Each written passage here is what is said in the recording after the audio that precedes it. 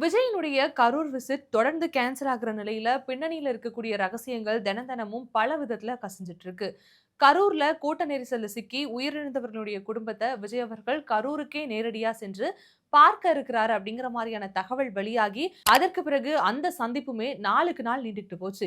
இந்த நிலையில தான் பனையூர்ல இருந்து வெளிவந்த தகவல்களின் அடிப்படையில தீபாவளிக்கு பிறகு விஜய் அவர்கள் கண்டிப்பா கரூர் மக்களை நேரடியா சந்திப்பாரு அப்படிங்கிற மிகப்பெரிய எதிர்பார்ப்பு இருந்துச்சு.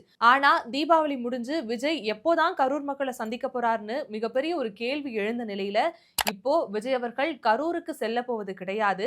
கரூர்ல பாதிக்கப்பட்ட மக்களே விஜய் அவர்கள நேரடியா சென்னைக்கு வந்து சந்திக்க போறாங்க அப்படிங்கிற மாரியான ஒரு தகவலும் வெளியாகி இருக்கு. ஒருவேளை விஜய் அவர்கள் பாதிக்கப்பட்ட குடும்பத்த சென்னையில சந்திக்கிறாரு அப்படின்னா, அந்த சந்திப்பும் பனையூர்ல தான் ஏற்படுமா அப்படிங்கிற ஒரு கேள்வி இருக்கு. ஆனாலும் விஜய் அவர்கள் நிஜமாவே பாதிக்கப்பட்ட குடும்பத்தினரை சென்னையில தான் சந்திக்க போறாரு அப்படிங்கிற மாரியான எந்த அதிகாரப்பூர்வமான அறிவிப்புகளும் இப்ப வரைக்கும் வெளியிடப்படாமலேயே இருந்து வருது.